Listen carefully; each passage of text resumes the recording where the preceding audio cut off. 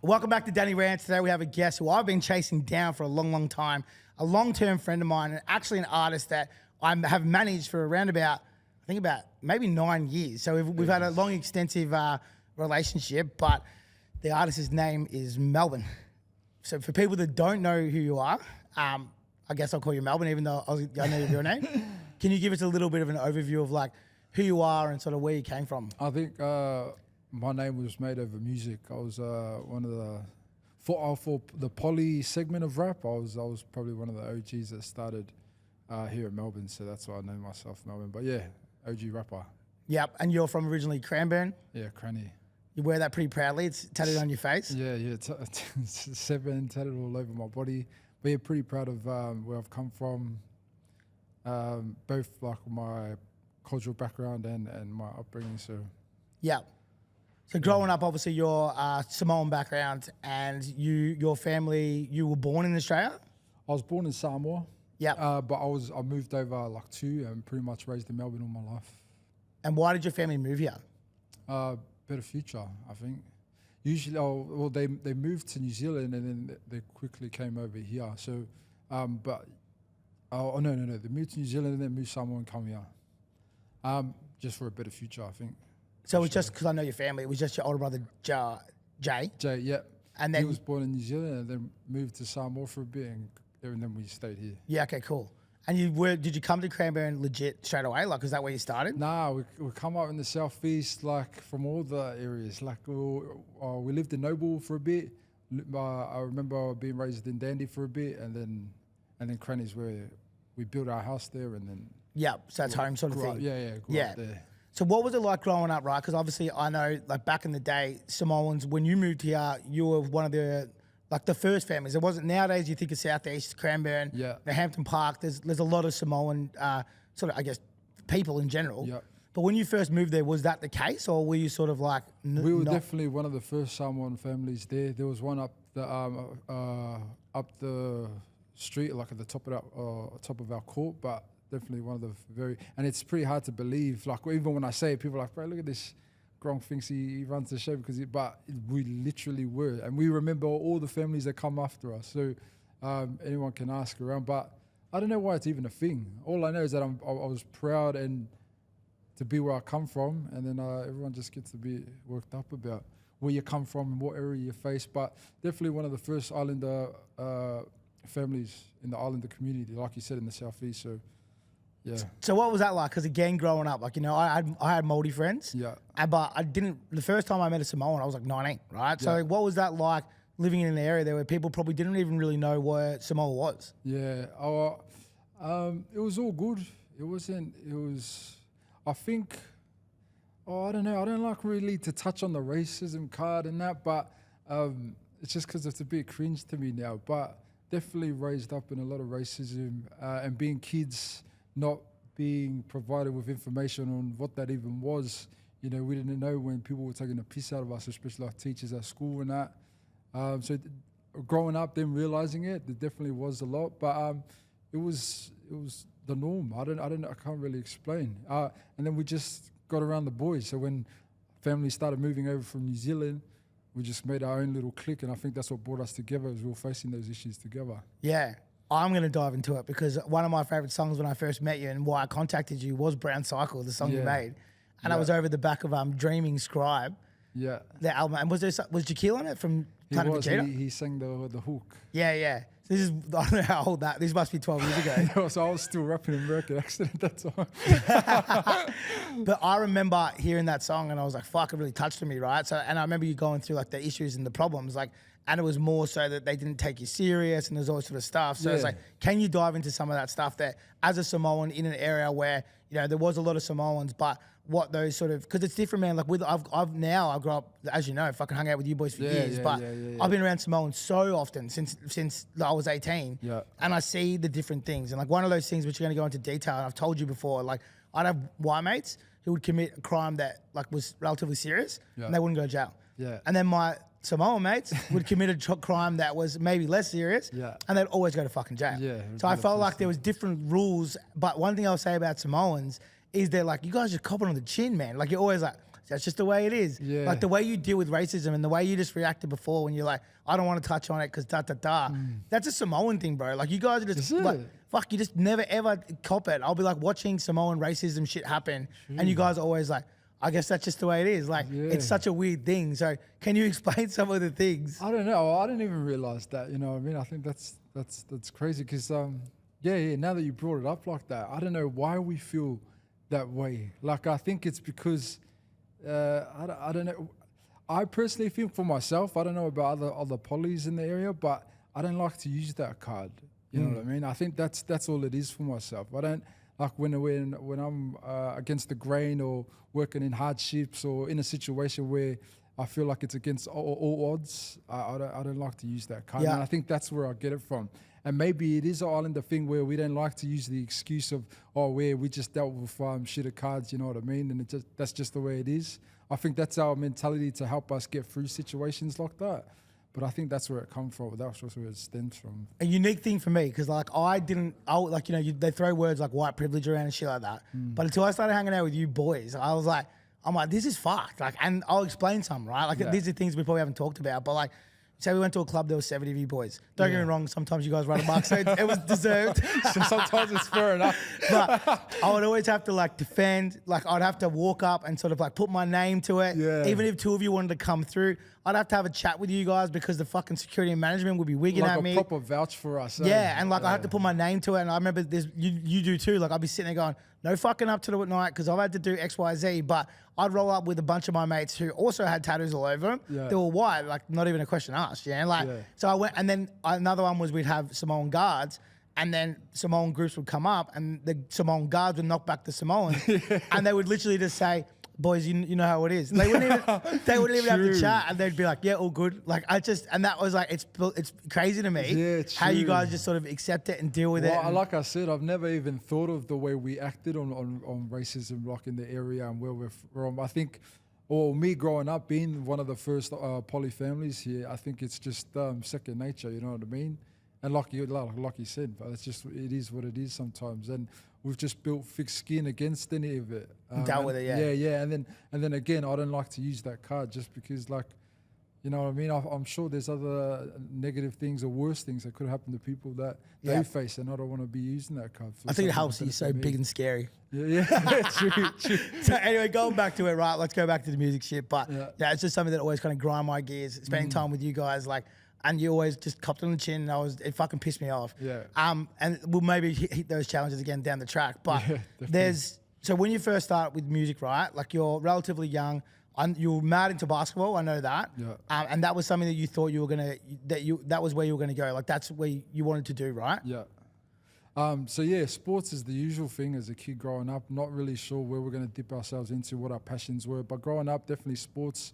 And I was just a different breed of fob. I wasn't playing rugby or doing the things that all the other boys were doing. And I liked to be different. I loved being different. Like, I was poly, I was Samoan, but I wasn't doing what all the other kids that were poly in Samoa was doing. I think that's because I was raised here alone by myself before everyone come, you know what I mean? And so I was already used to that, being alone, doing my own thing, not just me, but me and my family, you know what I mean? Having friends from different backgrounds and that was normal.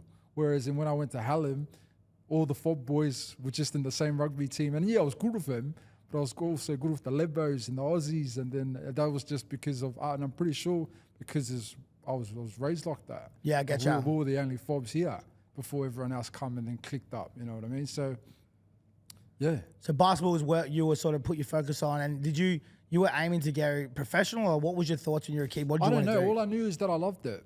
I didn't know how far I was going to be. And like basketball back in that day, it's picked up now. But back in the day, basketball to get a scholarship and fly over to the States was 1 in a billion, you know what I mean? So I didn't have high hopes for it, but I had a special love for music. And even though that's 1 in a billion chance too, I just loved it that much that I pursued it. But yeah, started off as basketball and then found music eventually. And what age were you when you first started with mucking around with music? I think 12. I remember it was around that time because I remember some of the notes that I used to write down and the lyrics that I used to. I'm not going to fucking tell you, but Yeah. I know so much about you, so I'm going to pull out all the special things. But so one of the other ones at that age, which people wouldn't know, you were hanging around a very fucking famous musician when you would have first been starting to write raps.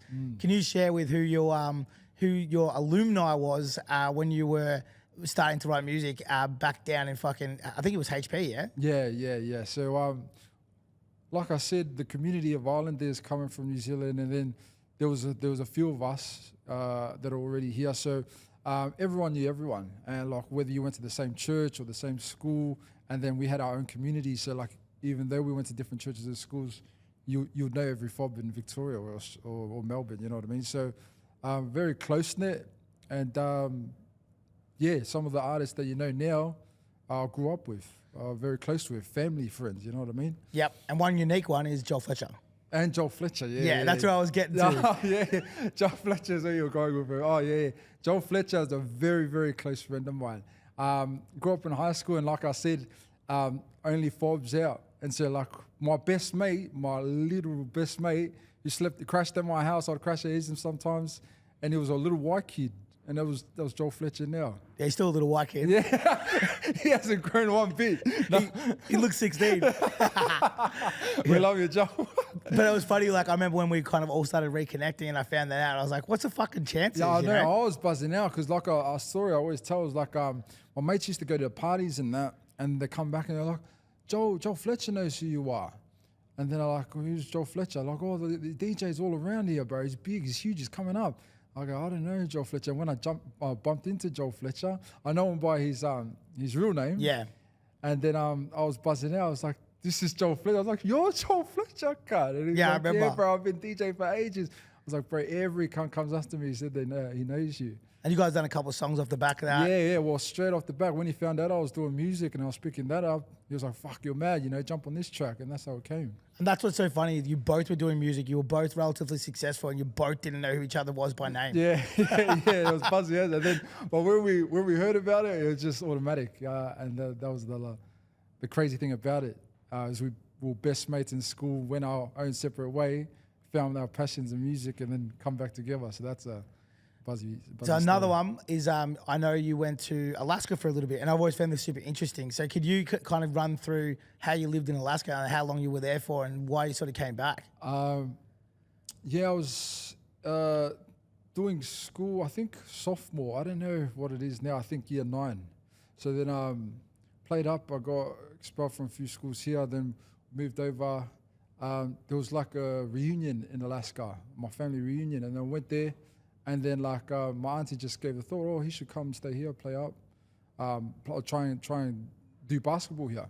And so I had a crack at that, and then I just got mixed in with the wrong crowd, so then my auntie sent me back. But it was a good experience. I was there for like half a year, not long at all, but it was a mad experience. I think that's also where I got a lot of my inspiration from music. It's a whole different world over there. Yeah. And like I think when I remember you telling me that Alaska has like a massive Samoan community, that kind of blew my mind, right? Yeah, huge. I was expecting Eskimos and ice, you know what I mean? A couple of walruses. yeah. That's what I was expecting. But like, nah, it's like the America that you see on TV. Yeah. Literally. And at the time there was summer and it's 24 hours daylight, which was buzzy as too. So it was a crazy experience. I really enjoyed it. And just got stuck with the wrong crowd and got sent back home. Yep. Getting sent here, there, and everywhere, right? Yeah, that's how it goes. So you start mucking around music, and when do you start to take it serious? Because another thing again, and I'll touch on it because I want to get into a bunch of other shit. Yeah.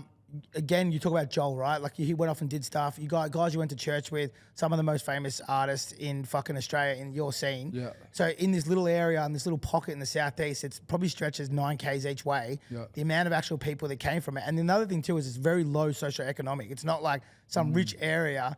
And the amount of kind of sports stars, fucking famous artists from dance to whatever have come out of this little area. But you did some other stuff too. Like you went off and did dancing. You did a bunch of other stuff that you were able to go meet a bunch of people and travel overseas. Is that right? Can you run through that like shortly? I didn't travel overseas for those, but I was like, at the time back when I was growing up, I was just like, I guess finding my feet, just dipping into things that I really enjoyed. And dancing was one of those things. It was like hip hop dancing. So I had my own crew. I built a passion for it. I don't know. Well, I just watched it and I liked it. And New Zealand was popping off at the time. And so I had like my brothers, so I was like, oh, do you want should we just make this? And like, because they were also interested in what New Zealand was doing, and they were popping off with this whole dance culture over there. So we started it, and then like we went into a competition, and we took it out. And then like, oh, fuck, let's keep it going. And then we kept doing it. And then we went to I think it was Worlds. It was in Brisbane, and that's where I met Jaquil. He was dancing in his crew. And so Jaquil, for those that don't know, is Svino from Planet Vegeta. Planet Vegeta. He's one of the most talented musicians in Australia, alongside the PV boys. But I met him, and then like network, he's just a mastermind. So I just met so many other artists, Stan Walker, Sammy Johnson, and just everyone else through Jaquil. So yeah, Lance Savali is another one you knocked around with. 100%. And yeah, and then we just networked, and then we both stopped, and we both started music. Another buzzy story, because we started somewhere else, and then we found music, and we come back together. Everyone, yeah. Because I remember again when I met you, like you knew Joel, you knew all these guys. Like, how the fuck do you know these famous people? Yeah. And you're like, oh, I don't know, just met them through different things. Yeah, well, I'll give big ups to my also Spino, 100%. He's one of those guys that like, as he's just not as big as he looks. Should be. Yeah, he should be like the most famous fucking artist in Australia. He's like the gel with everyone. Yeah, everyone wants to be around him. He's just got that aura about him. Yeah. And so I was lucky enough to meet him through you, and he's just special human. Yeah. And I'll have him on this thing, because like one of my favorite stories is how he quit NRL, basically #1 draft pick, to do music. Hard. And he just doesn't give a fuck. Yeah. Crazy, yeah. For those that don't know, and he'll tell you himself, like really bright future for footy in that rugby league, and then just dropped it all for music. Yeah. I don't know anyone as crazy as that. And just passion drives him, nothing else. Passion is crazy. And that's the passion and love that he had for music. To sacrifice shit like that is a different level. So you start making music and you start popping off. And at this time, you're talking about like Hilltop Hood, you're talking about Bliss and Esso, probably 360 at the time too.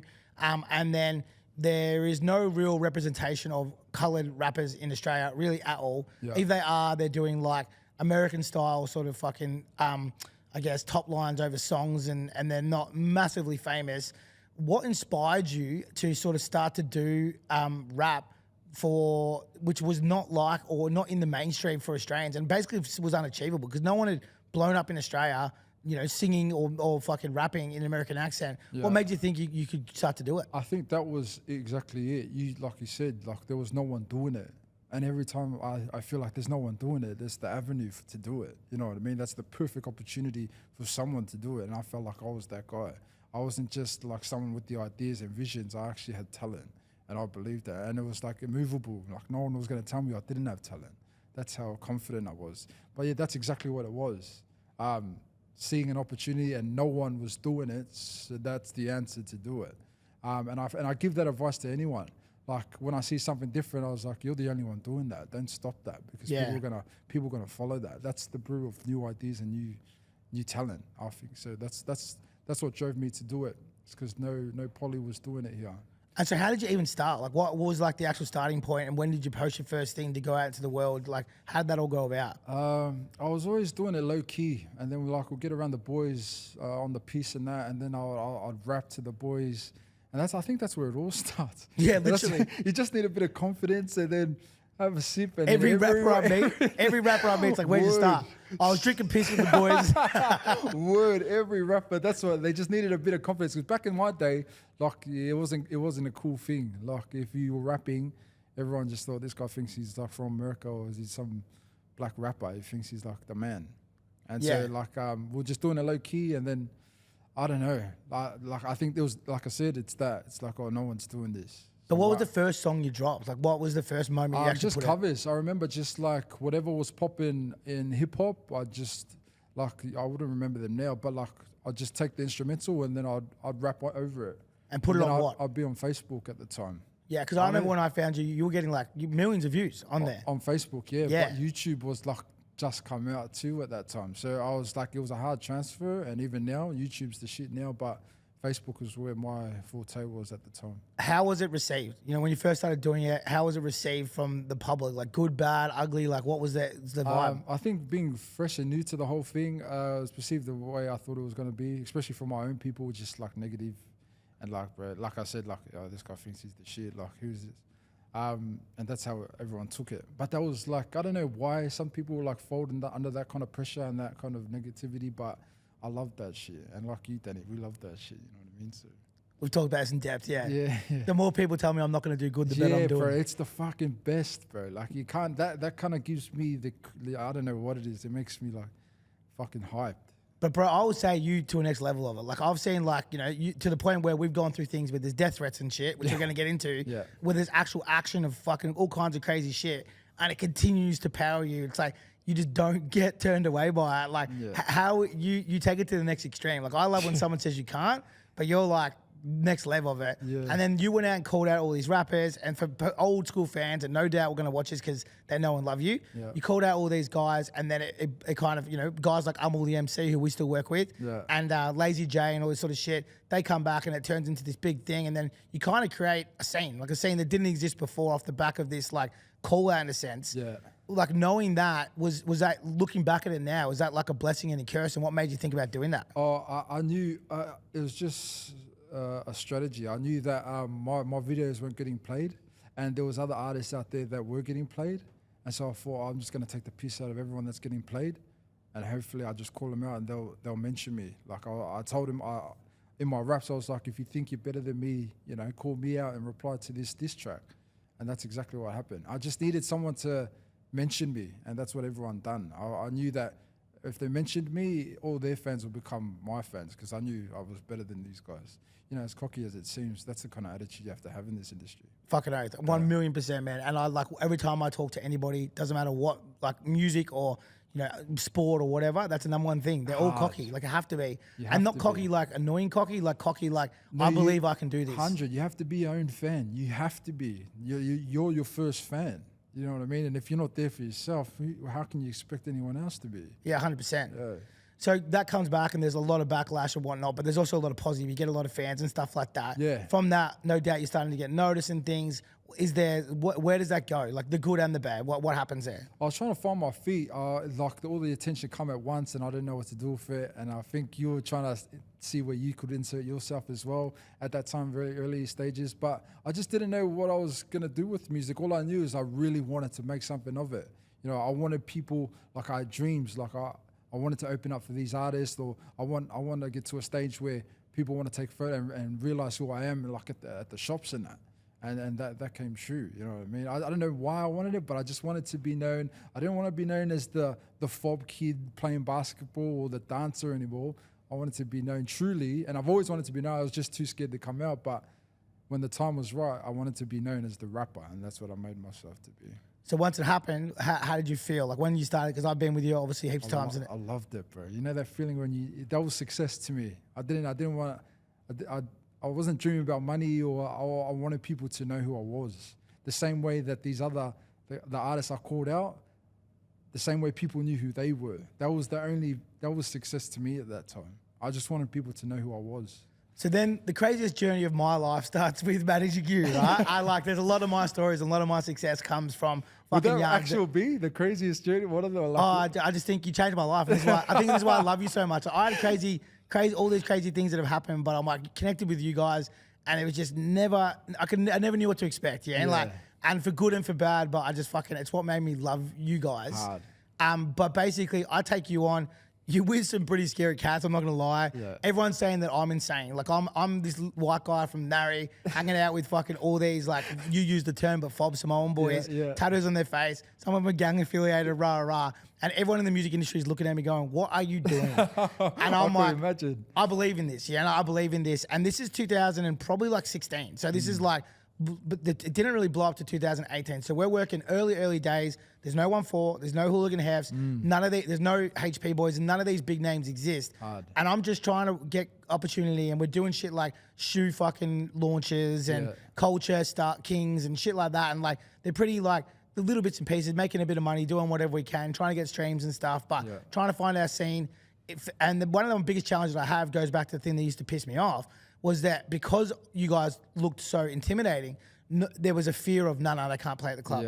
Or no, that we don't want to be a part of that music because we're too scared to have them here. So I had a lot of like, I guess, like pushback on it early days before it blew up. I remember, And only when it blew up did I start to get, started to have opportunities. But even then, they were like, you can manage it. We're going to stay here from a distance, right? So when that all kind of transpires and stuff, we're going through that whole process. What was it like for you, I guess, to get approached by someone like me out of nowhere? Bro, it was like that. I just needed someone. I didn't even know who you were. All I knew is that you loved my music and you appreciated my music. That's all I needed. I didn't know where your background was or who you were. But all I know is I remember seeing the Facebook message too, like, bro, really fucking with your shit, this and that. And that's all, that, like, the fact that someone appreciated my music like that was all I needed to go, yeah, I want to work with this guy. Yeah. Because anyone that believes in the music that I believed in is who I need to be around. And I still do, as you know. Yeah, I know you do, and that's why I love you. But So- that's where it started. With this, I walk around, and at this point in your crew, there's a lot of different characters, but you were pretty, weren't as bad as the other boys. But as we transpire through the journey, it starts to get a bit heated, right? So it goes from 2016 to 2018, pretty normal, no different than a dance artist, me working with you. 2018, the scene blows up. There's a lot of beef and shit, but some of this beef is serious. So do you mind running through some of this beef stuff, not just yours, but the whole fucking scene and how it transpired, and I guess the challenges and sort of the differences between other rappers? I know Hilltop Hoods or 360 might argue, but it wasn't the same as when you Poly guys argued. Do you mind explaining some of that? There's a difference between rap beef and real beef. I think when everyone was coming up, it was real beef. It was real beef in the street. And as cringe as that sounds, it was actual, like, put the music aside, it was beef before the music. You know what I mean? But it was just like, because everyone's doing music, that's why all the beef come out. You know what I mean? So it wasn't like just rap beef where rappers are like challenging each other, who's got the best bars. Nah, it was like real life situations. And I think that's the downfall for me. And I think I could even say now that's where I had to step back a bit, even like right now, get my shit together because of that. It was just getting too much. Like, I wanted music, but I didn't want.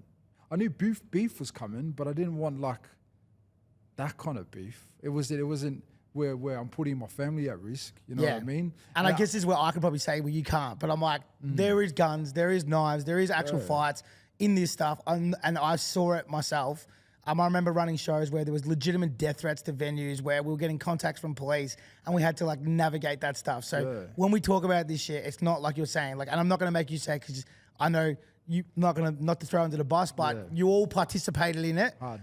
So I don't want you to like fucking, get into a situation where you're in trouble, but it was legit actual life or death, and people have been shot and people have been killed in this industry. It was just the downfall of it, because that's where we come from. You know what I mean? It's not like there will be people faking it and that, but for the real people that were in there, it's just like, that's the community we come from, and we're rapping about where we're coming from and what we're feeling, and then that's why. So a lot of people think it was just music.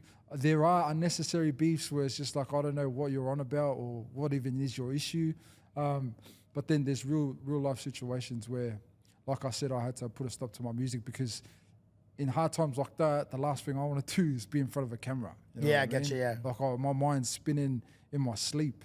Wow, the last thing I want to do is sit here and rap. You know what I mean? So that's what that was. This is going to be a crazy question, but during those periods, was there ever points that you actually were worried about your life?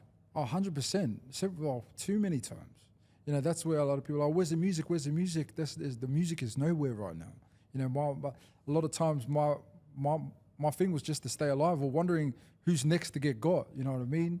And this is why we rapped about it. It wasn't, and that's also a hard time of what I'm having right now. I haven't made music lately because I've exited that life, and now I'm even having hard times trying to rap because we're so immune to like rapping about these issues, and it's the trends. It was the cool thing. So like without that now and making my life better, what am I struggle to rap now. Do you know what I mean? And that's why I'm slowly trying to find my feet within now. But not just me, but the safety of my brothers, my boys, their families. I was living at my cousin's house once upon a time because my family, my house was too hot, and then things were happening to their house, and then I was like, how am I doing this to my family? You know what I mean? Yeah. And it's not just like decisions for myself. I had to make decisions for the people around me. Yeah, and there's going to be they were getting in trouble because of the shit that I was involved. And there's a pivotal point of this story that I'm going to get to that, because that conversation that we had, that I like,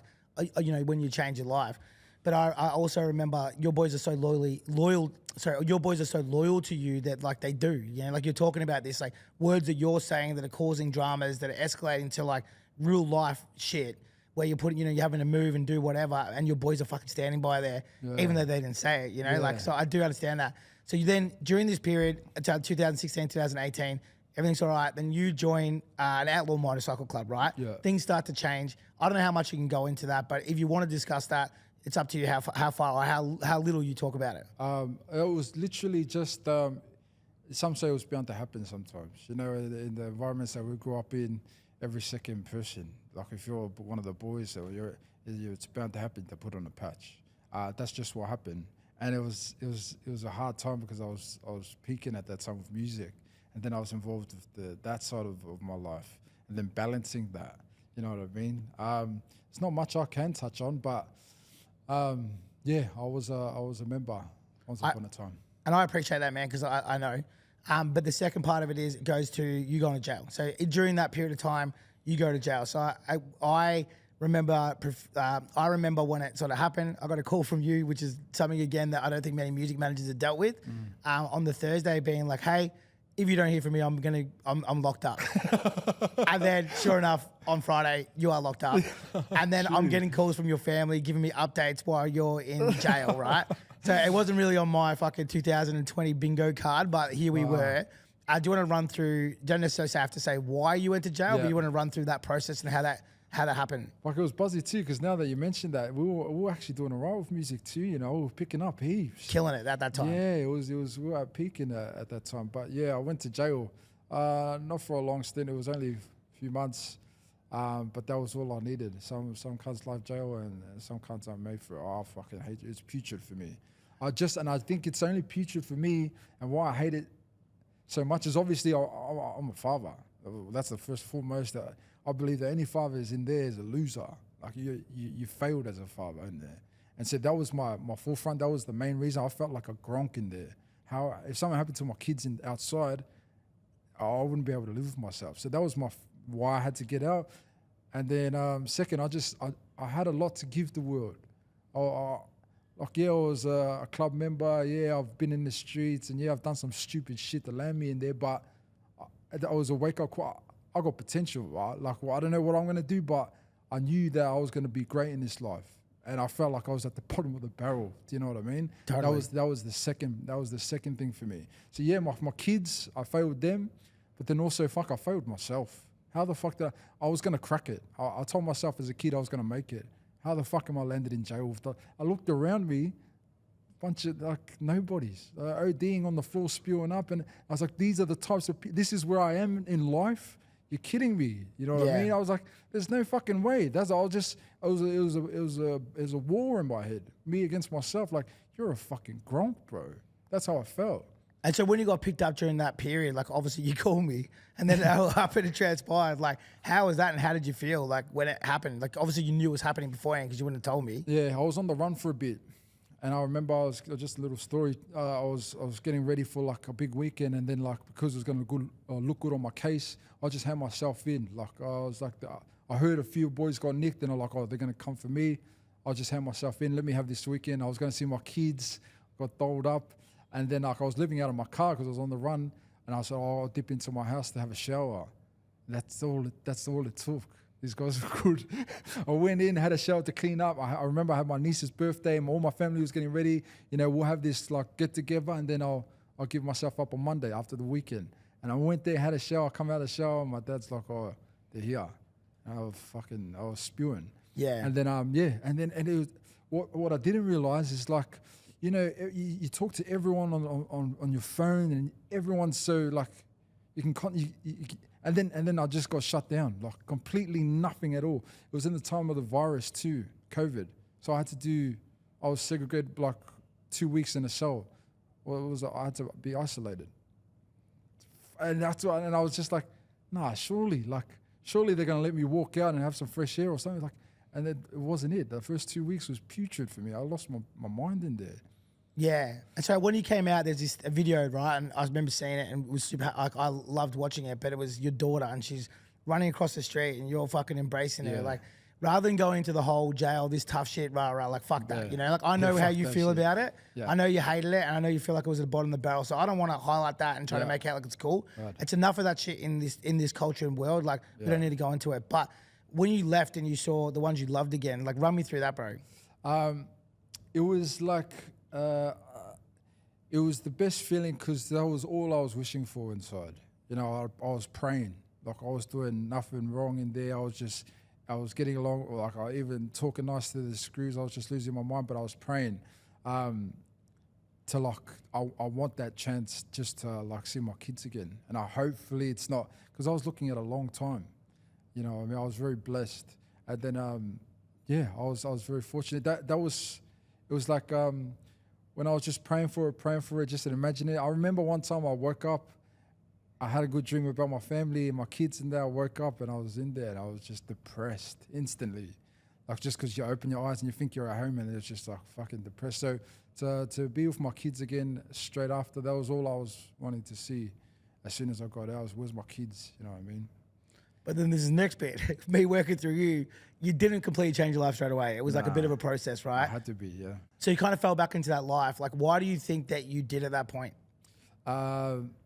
It was, it wasn't a decision I had. I get you, It wasn't an option. Yeah. I had to clean up a few things. And these are my boys to this day. Like, my old club are still my close-knit brothers to this day, and it's very rare anyone can say that, but I'm the very few that can say that about those boys were my brothers, my ride. Those were like, and still to this day, and that's how the difference between, others and their experiences is that I can still go there now. You know what I mean? But it was just a few things that I had to clean up before I could exit or go through the exiting process. So it wasn't by choice. I knew I wanted to come out of jail and get out of it. And I knew it wasn't going to be an easy road, but I got there in the end. Without getting into the dips of it, nitty-gritties about it, it was on good terms is all I can say, and it's something I'm very proud of, and something I'm very thankful for to the boys that held me down, you know what I mean? Why do you think in the Polynesian community, and this might be controversial, but why do you think that there is this sort of like kind of badge of honor to go to jail? Like, there's like, you hear these rap songs and guys will use it as a term, like, oh, you've never even been in fucking jail, you gronk. Like, why do you think that that's like some big badge of honor in the sort of the rap community? That's interesting too. I never thought about that, but it definitely is. I can agree with that. It's like you're right. It is a badge of honor. I think because people think that if you can go through and withstand jail, and it is. That's like death is probably the worst thing that can happen in your life, and jail is the second. You know what I mean? That's the bottom. So if you can withstand that, that's why cunts wear it on with the chip on their shoulder. It's like, I've been to jail. So what can you do worse? You know what I mean? I think that's what it is. But it's so backwards, you know what I mean? It's definitely negative, man. I think all it is people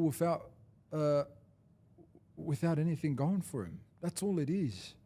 It goes back to that socioeconomic thing I'm saying. Like, if you can't have power by career, and I was saying how I feel 100%. I feel like you guys have kind of like, well, I look at it and go, well, you guys don't get treated, in my opinion, the best is that you look at it and go, well, if I can't become the CEO of fucking Toby's because I don't know anyone in the world that's done that. Toby's is a weird example, but you look at it and go, so toughness becomes their kind of like, I guess, the mark of success. So if you're the toughest, you're the most successfgoing Whereas like you look at say like Turak, if you're the richest, you're the most successful. Yeah. And it's this like socioeconomic thing where it's like, well, power is always going to be taken by people. Yeah. But depending where you come from is what power is power. Like if you're from Turak and you're in jail, you're a gronk. Yeah. If you're from fucking Dandy, you're going to jail, you're the fucking champion, you know? So it's, and that's why I feel like it's one of those things where you talk about privilege, but I'd say it's socioeconomic privilege. And that's the thing that I've seen coming from a fucking shit area myself. Whoever was the toughest was the most powerful. 100%. When I moved, now it's who was the richest. Yeah. 100%. And I think it's interesting that, like it's especially like I said, when I believe it's people that don't really have much going on for them, and they use those because that's their only strength. Yeah. They're like, I've been to jail, even though that's nothing to brag about, but that's all they have as their badge, like you said. So, it's interesting. you come out of jail, we go through this process, we get back on the road, you start to do millions and millions of streams, everything's going really well. We put together the Brotherhood Music Tour. Yeah. And this is like a bit of an bombshell. It's a bombshell. So one of the stories I tell about myself on New Zealand, but I never mentioned yourself and I never mentioned any of the artists. But I can say here right now, I was with this dude, and You give me a bit of clout with that story, I reckon. Now that it's gonna have a bit of clout now. I reckon. Yeah. So I was with you on tour, and there was a lot of I'm the other guy. politics going on, and rah rah rah. Yeah. Can you talk about that experience from your perspective as much as you possibly can? Yeah. Without like dipping into it, but yeah, so there was a bit of a rivalry with some of the street codes that are happening over there, and I was involved with it over here, so my club, and then very close with the club in New Zealand. Very close because my crew, very close-knit crew that we had here, a lot of the boys got 501 and got sent back there. What's 501? Explain to people what that is. 501 is when you get served papers to go back to wherever you came from, pretty much. You're doing too much crime here. Sometimes it's not even that. Sometimes it's like you're not even active. I know boys that have changed their lives and still the history is caught up with them. You know what I mean? And that's why people are like, trust me, you don't want to get involved with the streets because it's imprinted in your name. Like even if you change your life years and years after, you can still go back on a 501. So you could be 6 months old, born in New Zealand, move to Australia, commit crime. They can send you back to New Zealand, even though you've never been there. If you have a passport from New Zealand and you don't have Australian passport or citizenship, you're not from here, and that's how we're treated. And it's very much the polys because our home is around the corner. You know, we're not like all the other cultures and nationalities here.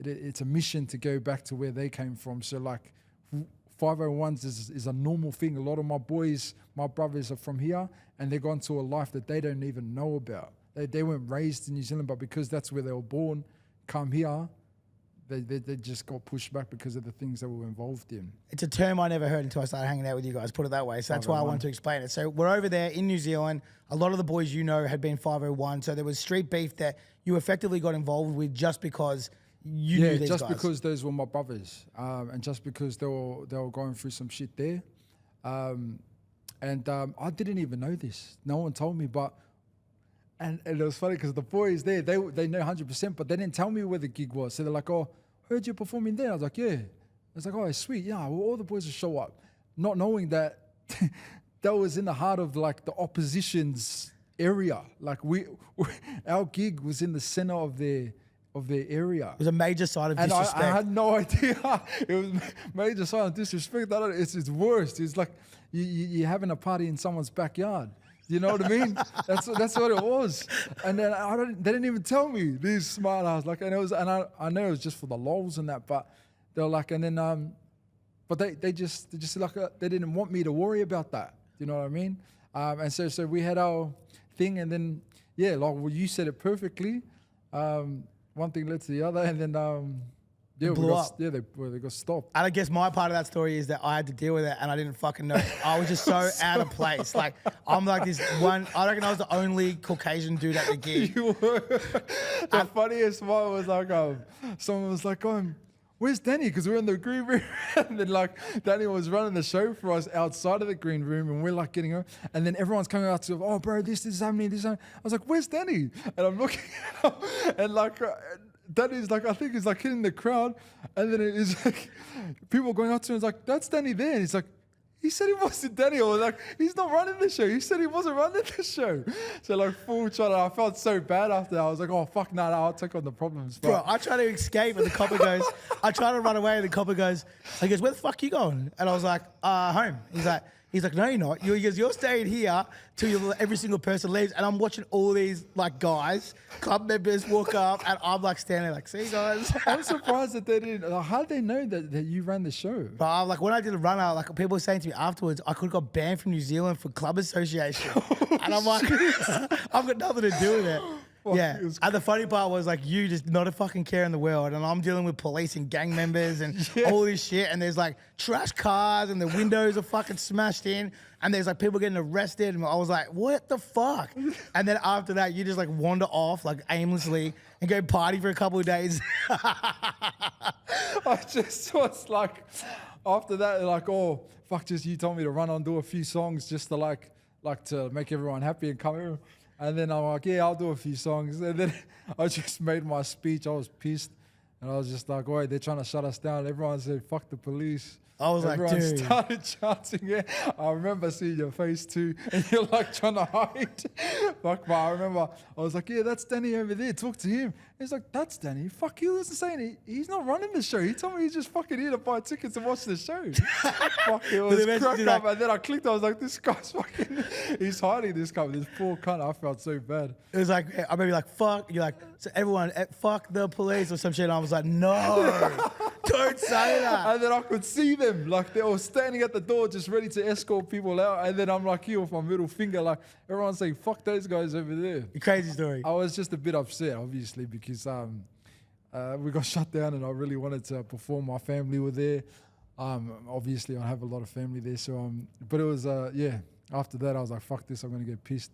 And then I just carried on. With my I bailed, man. I left you there. I just carried on. I left everyone. I was literally with randoms across the street in like their VIP section. Yeah. Fucking lost. I don't know. The wind blew me there. So then it goes from that, we come home, like it's a laugh now, it's fucking hilarious. But, and then my missus at the time is like, you need to stop. Like you're starting to get too hectically involved in this.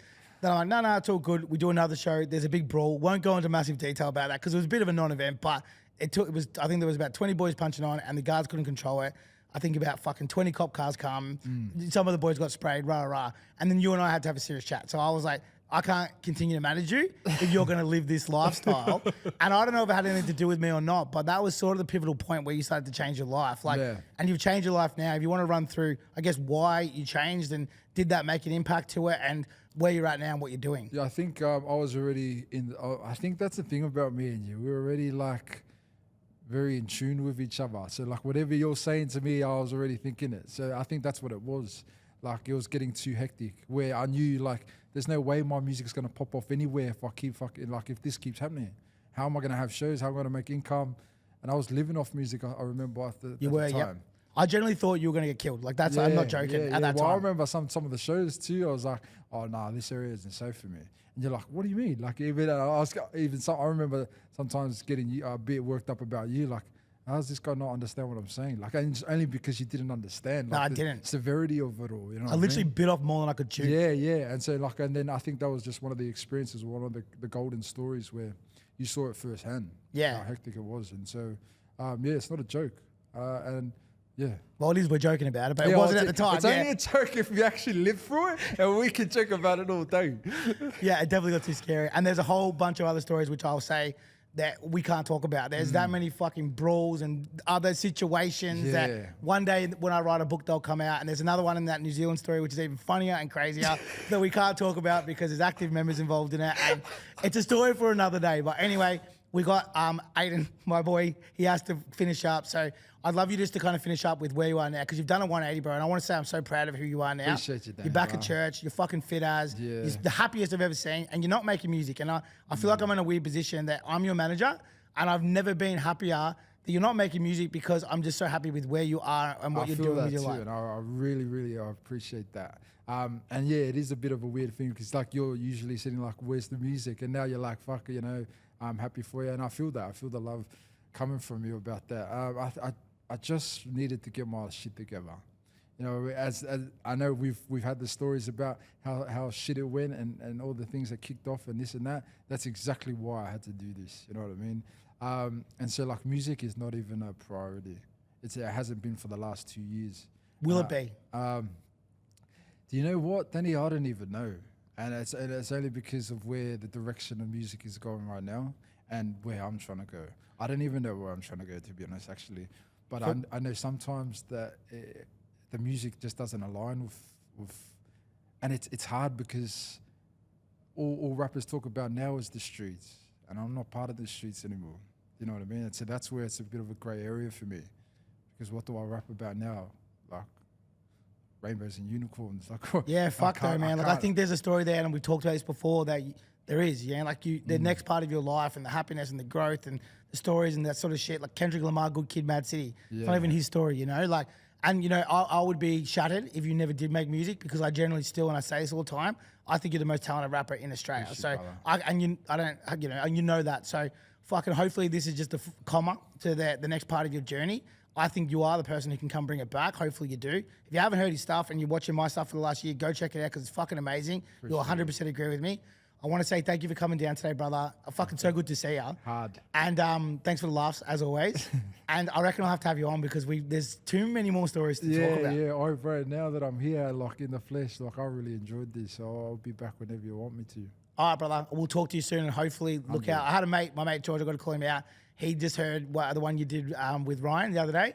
And he said to me, tell him to get back in the studio. So, George, I'm calling him out and I'm saying it right now. I appreciate you. Legend, man. Thanks.